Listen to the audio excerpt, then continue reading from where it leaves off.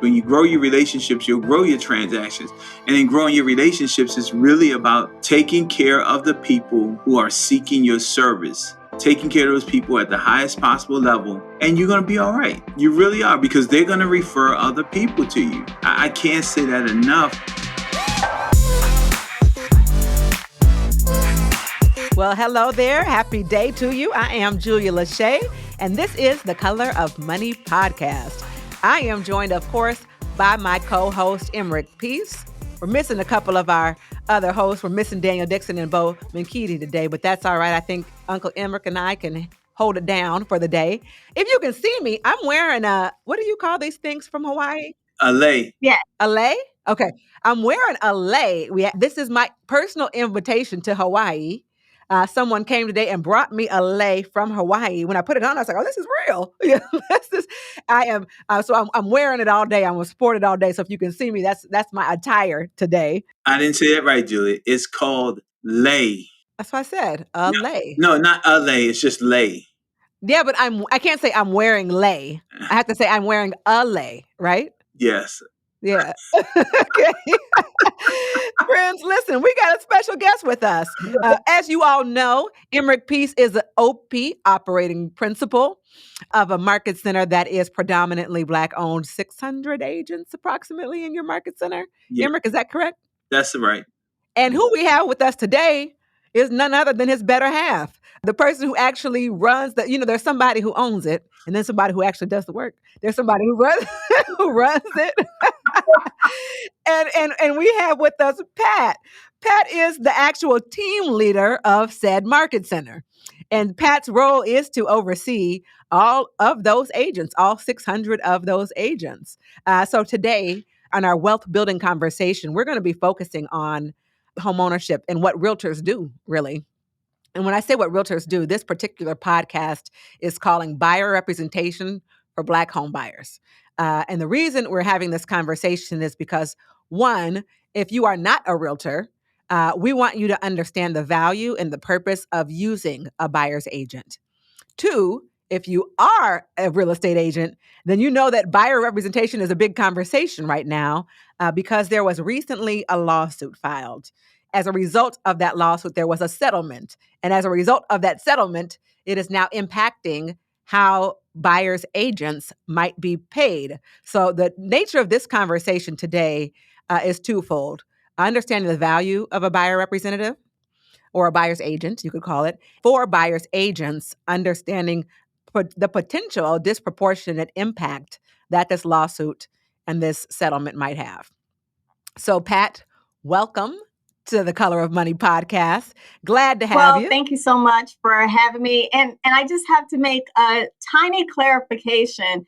So we actually have a phenomenal team leader of our market center. That's Jamal Daniels. I'm actually the broker and co-owner with Emerick, and I still maintain the title of co-team leader just so I can get all the perks. Okay.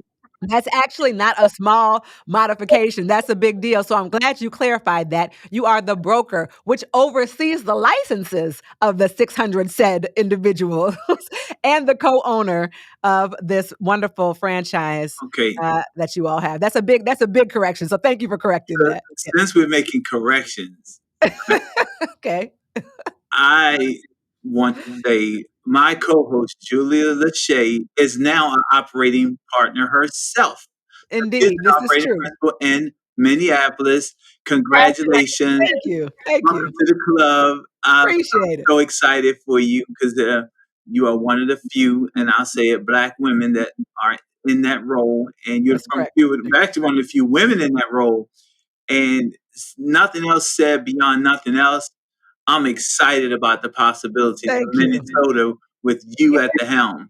I appreciate that. I am too. And we, you know what our goal is? And I know you always say the goal for other operating principals is to exceed you, but our goal is 500 agents and to be the largest. Our goal is to be, I know you say don't have a goal to be like y'all, but my goal is to be like y'all. That's the goal. No, I want you to be better than that. You know, I knew you were going to say that. We are your new floor. Yeah. Floor. So you just step on our shoulders and keep going up. We're going to do this thing together. We're going to go get it together. because we're a family, and you have our support over here in Upper Marlboro. I appreciate Only that. a phone call away, anytime, any day. And then just call us, and then I'll call Pat, and she can get it done. Ain't that the truth? Ain't that how it goes, Pat? But yeah. But listen, let me tell you about this lawsuit. So for those of you who are unaware, there's a lawsuit, we call it the Sitzer-Burnett lawsuit. It was a recent commission lawsuit that alleged that the National Association of Realtors and several large brokerages, ours included, Keller Williams Realty, had artificially conspired to inflate the commissions paid to real estate agents. That's a lie. But also, the suit said specifically that home sellers were required to pay commissions to the buyer's agent, which sellers claimed forced them to pay excessive fees. So there's a whole, that in itself, we could go on a whole defense of why that isn't true and why that's a lie. But that's neither here nor there because we lost. so but we lost. And then NAR settled, which is the National Association of Realtors. And in that settlement, they agreed to create new rules prohibiting offers of compensation on the MLS at all. So what that means is that offers of compensation cannot be communicated via the MLS.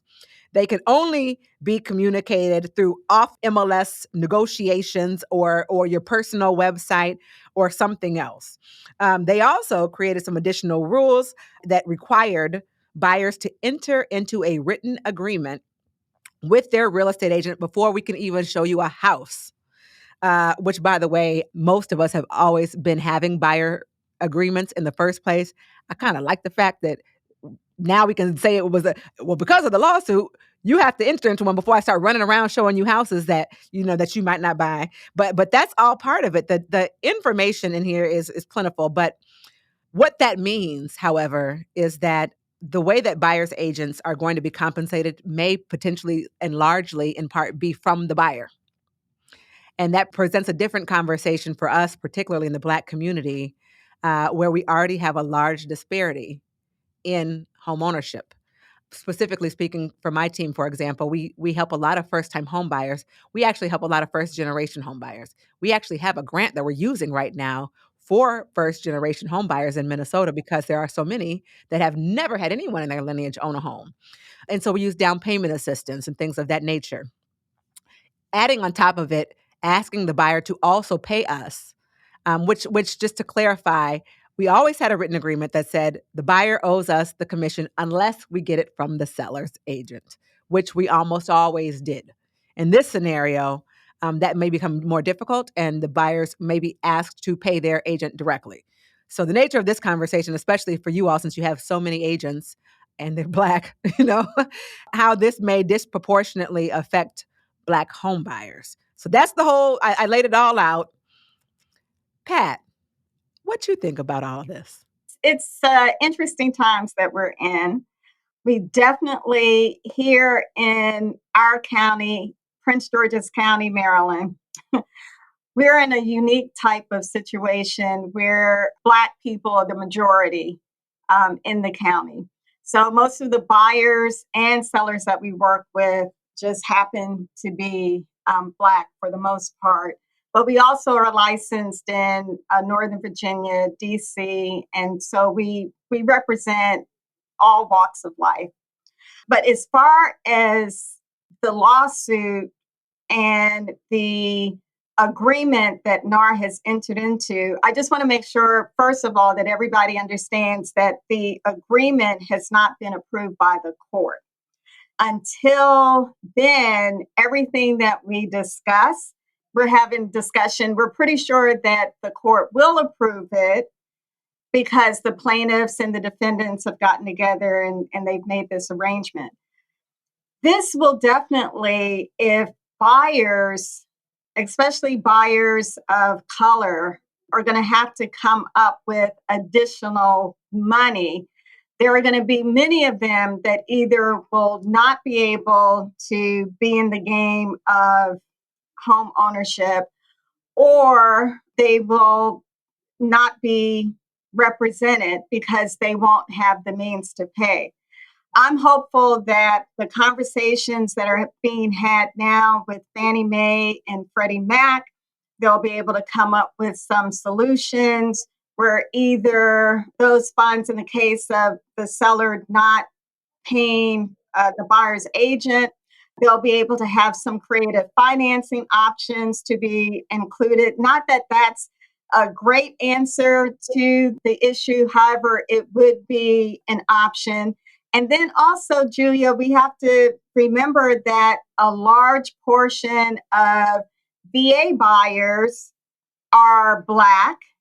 And even if they had the money to pay the buyer's agent, VA does not allow them to compensate the person that they're being represented by.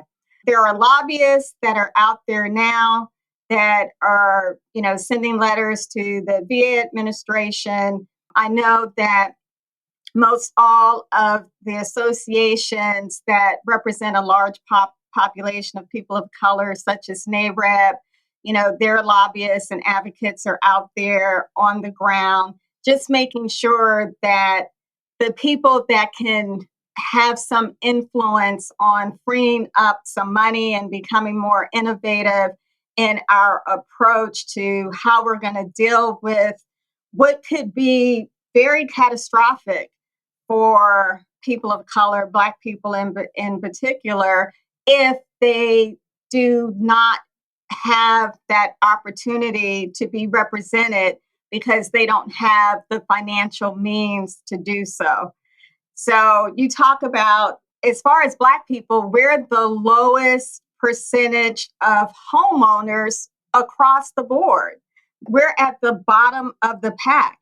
But it's also interesting to me that we're also the bottom of the pack when it comes to real estate agents and brokers in the industry. We only represent 5%. So you really have to kind of look at it from a core issue. There are not enough of us that are in the industry. And then we have a situation where most of us represent people of color, and now they're going to be disproportionately impacted by the agreement, should it be approved by the court. So yeah, we've got to put our political hats on and be on the ground with these organizations that are advocating in favor of making sure that the people have the choice of representation. And we already know that most every consumer, based on all of the analysis, most every consumer chooses to be represented when they are investing in one of the largest purchases for most people in their lifetime. Nobody raises their hand and say, oh, I'm just going to do this on my own. And for those that do, like the for sale by owner, even they are like, no, I really should go and have an agent. Even when the defendants were on the stand, the defendant attorneys were saying to the plaintiffs, why didn't you just sell your house yourself? Because any and everybody can do a for sale by owner. And they basically responded, no, I wanted a professional. Who wouldn't want a professional to represent them? Well, let me back all the way up. Everything you're saying is like, yes, yes, and yes. Let me back all the way up. And I love that you just brought that point up. What does a buyer's agent even do? I can go on the internet. I can go on Zillow and find the house I like. I can take myself over there and see it. I can have the listing agent meet me there and open the door for me. And then I can just work directly with them. What do I need a buyer's representative for? There's so many reasons, so many things that people don't think about. When you are even getting ready to make an offer on a property, you want to make sure that you have a competent buyer's agent that's going to be able to do a comparative market analysis, make sure that everything is being compared apples to apples. You're going to want to make sure that you have the best home inspection person. Buyer agents have vetted these industry professionals so that you are able to choose from a high caliber of people to be able to do all of the things that are involved in the purchase. From the mortgage lenders to the home inspectors, making sure that the negotiation goes in your favor. Like if you don't know how to negotiate a contract, which most people, that's not something that they do on a daily basis, there are so many things that you have to watch out for. And it's just too many things that if you don't know what you're doing, you could be really, really in a bad situation. Yeah, and even as I'm a licensed broker in the state of Minnesota and a licensed broker in the state of Texas, which by the way is incredibly hard to do because Texas is its own country. And I have been licensed for 24 years and I use a realtor when I buy a property, especially if it's not in my neighborhood or my neck of the woods. Real estate is local. I don't know a lot of the local things that I might need to know. I don't know the other agents that they might be, using or negotiating with. There's a lot of factors that come in when buying a house that even realtors use realtors. Yeah. So a funny story, when my husband and I bought our forever house, we had Emmerich represent us. Now I know the area, I know all about it. For me, I knew it would be too emotional for me to, be in there negotiating back and forth. So even I had representation in my own county. Yeah. Yeah. And so we understand the value of it. We as real estate brokers are using realtors because we need that representation. I wanted someone else to negotiate for me. I wanted a second opinion. Let's look at it from two perspectives. So from the buyer's perspective, if they're thinking, like I just said, well, I'll just go directly to the listing agent. I now need to understand that maybe I do need somebody to represent me because obviously the listing agent is representing the seller. They're looking for the seller's best interest. And I hired an agent because I want them to look for my best interest. So we understand what the agent does. For the real estate agent, let's flip to the other side. And Emmerich, I'd love to hear your thoughts too. They're afraid to maybe ask, and all the things we just said people need a realtor for. We have realtors out there that are afraid to share their value and say, and because of all these things that you just said, Pat, that I do, this is the fee that it costs. Well, the biggest thing with that one, Julia, is that it requires us to be a little bit, not a little bit, it requires us to be more educated and understand the basis of our business so we can articulate our value better. And so as a professional, as an agent, you have to have your mission and your values and your beliefs in place of what your business represents so that you're firmly grounded in the conversation of what do you bring to the table, what value can you add to my transaction, because they say in the absence of value, price matters. So the question is, I'm paying a price for something. What's the value? And if you can't articulate the value, then nobody else is going to see the price. They don't want to pay the price, right? Right. Yeah, Exactly. yeah. So, Pat, do you see this as I know you mentioned that the ink is not dry, right? It's not actually been approved by the courts because you said there are people who are fighting and lobbying to ensure it doesn't. Do you really feel like there is a potential disproportionate impact that it would? For sure, it has the impact on first-time home buyers because regardless of race, 68% of renters said, I would buy a house, but I don't have the down payment. So regardless of race, already almost 70% of the people said, I ain't got the money to do it. They've got the capital, they've got the income, they don't have the down payment. But for Black people who earn half the income of the average white household, do you really think that this is going to disproportionately affect Black people? And if so, how? Yeah, I definitely do. Now, let me just clarify too, like people that are lobbying now, they're lobbying with the thought that this agreement will go into effect. So the agreement, the only person that can change the agreement is if the judge doesn't like something about it.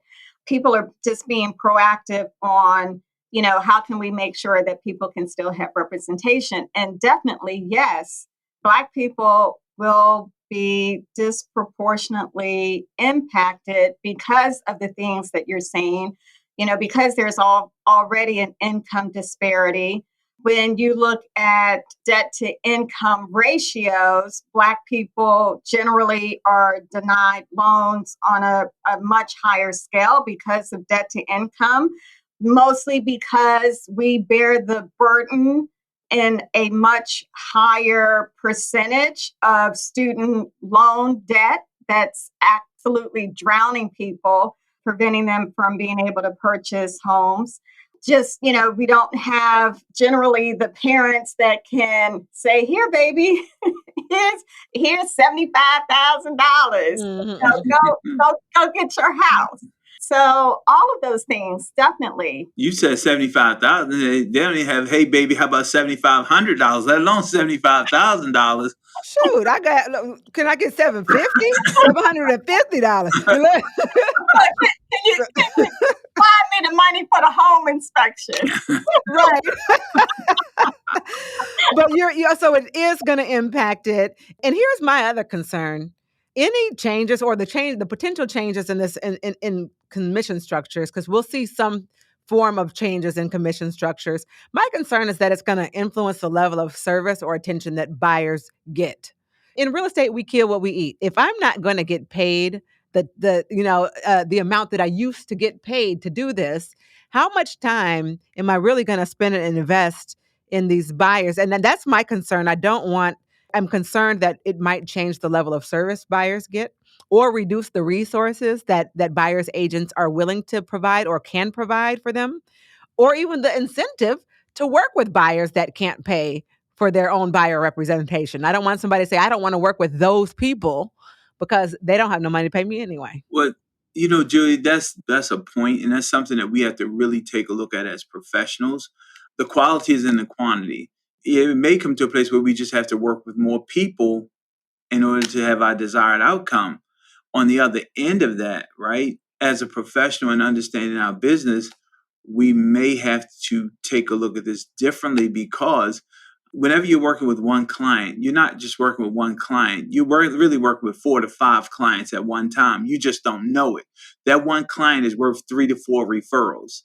So when you're working with that client, you want to do the best job for that client so that you get their friends, their family, and everyone they know business. This is a relationship business. So although something may not happen where you may not be compensated where you would like to be compensated on that particular deal, the magic happens through the referrals. And I believe that's where we're going to have to really focus on, and not focus on that one particular deal. We're going to have to focus on the referrals, and we are just going to have to do a better job at being a better business person. That's just my half opinion. Pat, what's your thought on that? Yeah, so the way I kind of see it, there are going to be a lot of real estate professionals that never really took the time to be learning based and never really came from contribution, meaning that they treated the people that they were working with more as a transaction than a relationship. So part of the good news is a lot of those people are going to be out. The people that are going to be left standing are the people that have always put the interest of their client first. And so that's not going to change. The way I explained it to our 600 stakeholders is kind of look at it like an attorney. Attorneys, they have their fees, they have their billable hours and all that. And yet, most every reputable attorney will take on a pro bono case. You do it because it's the right thing to do. I'm not asking anybody to work for free. We have to still be the advocates for the people. Like, it's almost like that military saying, Emmerich, you don't leave anybody behind. Like, behind, no man or woman left behind. We're committed to make sure that no one is left behind. And I believe that most of the professionals that I know will have the same mindset. And that old Zig Ziglar saying, you help enough people get what they want, you're going to get what you want. And you just have to believe that. So is this even really a challenge for real estate agents? I'm hearing you say, Emmerich, if you're a professional, to me, I feel like it's an opportunity to demonstrate our professionalism. Pat, you're saying we help people regardless of what we were getting paid anyway. And you should. So is this even really an issue that we should be spending a lot of time focusing on as real estate agents? We have to have these conversations. Like Emmerich was saying, we've been saying all along, this is a skill based industry. However, the bar is set so low for entry into the industry that a lot of people haven't really taken it as seriously as they should have. So, like I said, the good news is those people are going to be getting out. For those of us that are committed and have a purpose, and yes, this is our livelihood, and we've been really blessed to have really great incomes, but the income that we earn is only a result of the service that we provide. And so, like Emmerich was saying, you're not going to be a millionaire real estate agent in this industry, and especially not now, if you are not treating the people as a fiduciary and really being able to provide that skill and expertise. So, for those of us in that category, we're going to be absolutely fine. We'll be able to have listing appointments, talk to the seller, explain to the seller all of the many advantages they have by allowing the concession to go to the buyer so that the buyer is able to pay for their representation. And then you're going to have buyer agents that will do an even better job at making sure that they're truly offering those fiduciary responsibilities to the buyer. We're going to be absolutely fine. Everybody else, if you're not willing, I want to stop right there, Pat. Say what you just said again. We're gonna be what? absolutely fine. One more time, Pat. Absolutely fine. We're gonna be at. Well, you know what I said. You know what? Somebody sent me a message the very first day in our Black Real Estate Network. Just in panic. People panic when these kind of things. And I sent that song. I don't even know who said. Who's that? We gonna be all right. I didn't even have a response. We gonna be all right. Yeah, we gonna be all right. Yeah, that's what I just said. Girl, we gonna be all right. Okay, Yeah. We're gonna be just fine. Yeah, even better before. But you've got to make sure that your skills are up, that you're really coming from contribution, that you care about the people, and it's a relationship business. If you're not willing to do that, get out. Get out now. Just move out the way. Mm-hmm. When we're talking about that, the idea of professional education, honing your skills, honing your craft, and I say this all the time, relationships. Relationships. When you grow your relationships, you'll grow your transactions. And in growing your relationships, it's really about taking care of the people who are seeking your service, taking care of those people at the highest possible level, and you're going to be all right. You really are, because they're going to refer other people to you. I can't say that enough. And so, with us going through this whole idea of the lawsuit, yes, it is a change in our business. The reality is that the real shift, and the way I see it, residential and commercial are going to pretty much operate the same when it comes to commission. In the commercial transaction, they don't disclose commissions either. Mm-hmm. Let me ask you this. Let me put it this way. You've been talking about raising your lid and being more professional and adding more value. And Pat saying if you weren't in it for the right reasons, get out anyways. We have a lot of new real estate agents. Mm-hmm. So how do I learn how to share my value? What do I do to learn how to be a better realtor? Before you say that, Madam OP, Madam Operating Principal, it begins with the leadership of wherever you are. And so you, as a new operating principal, you're going to establish the lid for the people that work under your brokerage as far as the way that they seek professional education, because you're going to set the standard. You're going to set the bar. That's what I believe. I'm giving that directly to you, and I'm giving. Yeah, and the sun rises and sets on leadership. So what you also should hear if you are not under good leadership, and you are not at one of our market centers who are focused on training real estate agents to be the best professionals in the land, maybe you should seek out a brokerage that actually is focused on educating you on how to demonstrate your value or even be valuable. Yeah, absolutely. Absolutely. And if you don't have a copy, and this isn't, plugging KW, this is for, and Gary wrote the book for everybody. It says it right in the book. This is for all real estate professionals. If you do not have a copy of the Millionaire Real Estate Agent book, grab a copy. If you already have a copy, but you never opened the copy, because I know somebody gifted you a copy of that book, brush it off. And it talks about the importance of making sure that you have the right people environment.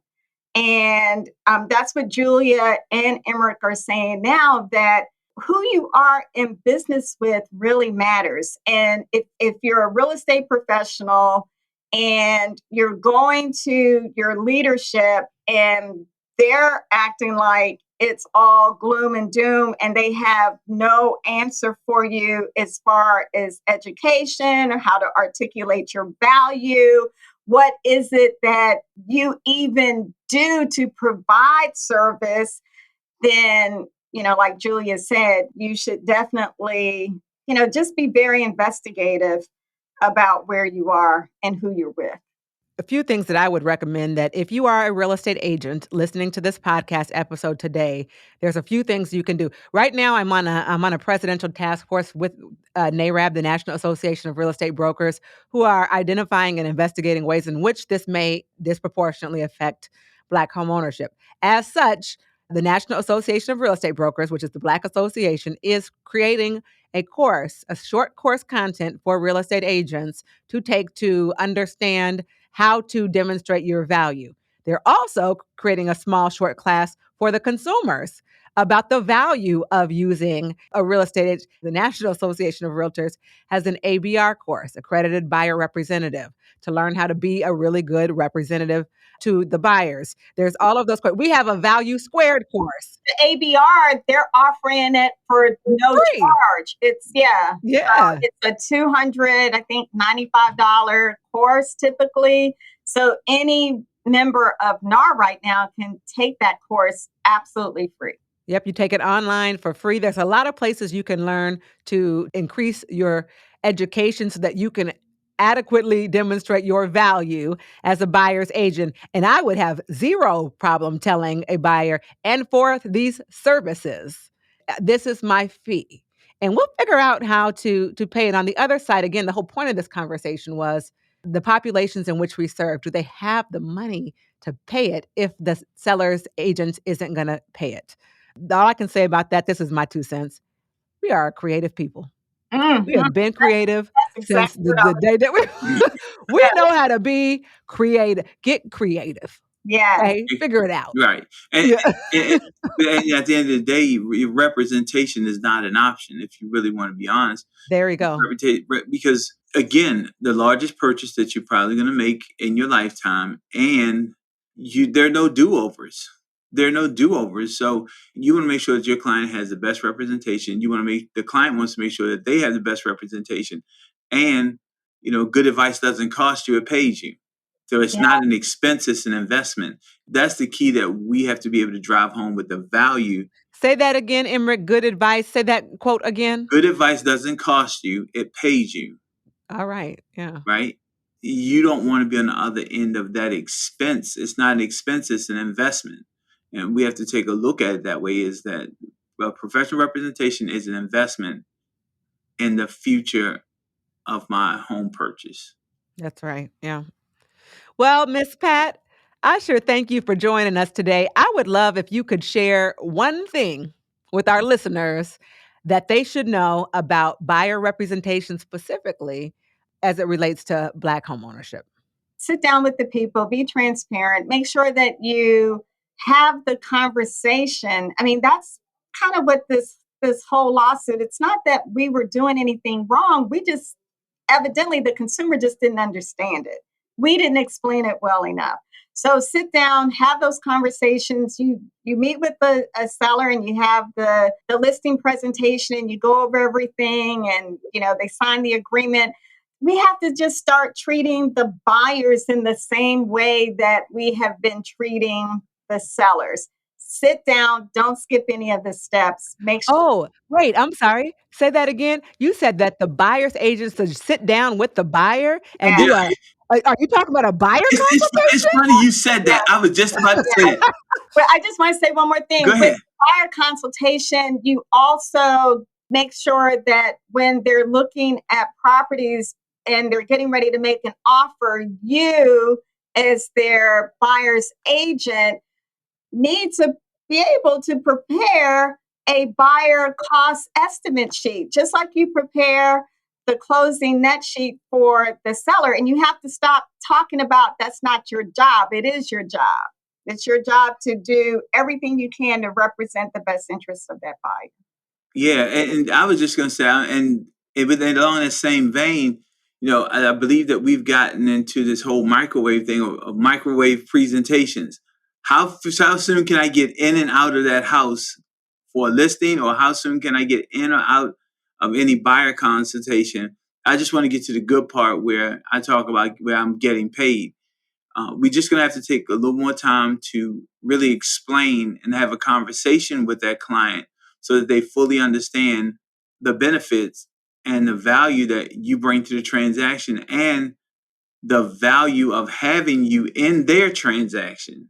Absolutely. All right. Well, I sure appreciate y'all. As phenomenal leaders of very large brokerages, this is a conversation that we are having quite a bit. Everybody's in the industry is having it a lot. But we want to make sure that we continue down the path of increasing home ownership in the Black community, as it is the largest disparity that exists. We got to build wealth. That's what this conversation is about, the Color of Money podcast. And for friends, if you've not been tuning in, go back and listen to the other episodes. This podcast, we help you learn more, earn more, and build wealth. What I wanted to be clear that the intention of our podcast is to educate the Black agent, the Black consumer, the Black professional, just the Black person in general. The beautiful part about this podcast is anyone can listen to it and glean and get value from it. And so our intention is for that select group. The reality is that it's information for everyone. So if you're listening, don't tune it out because we say Black. You probably should tune in a little bit more because that makes us a lot more intentional about our conversation to make sure we get you all of the information that you should have to make the best business decision, whether it's money, whether it's buying a house, whether it's finance, whether it's insurance. We want to bring the best information, and the Color of Money podcast is the best place to get that information. That's all I wanted to say, Julie. That was a good close, and I'll leave it at that. Thank y'all for tuning in. We'll catch you on the next episode of the Color of Money podcast. We'll see you soon.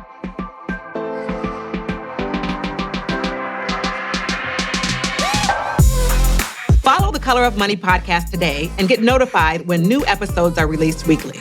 Be part of this transformative listening experience. This podcast is for general informational purposes only. The views, thoughts, and opinions of the guest represent those of the guest and not KWRI and its affiliates, and should not be construed as financial, economic, legal, tax, or other advice. This podcast is provided without any warranty or guarantee of its accuracy, completeness, timeliness, or results from using the information.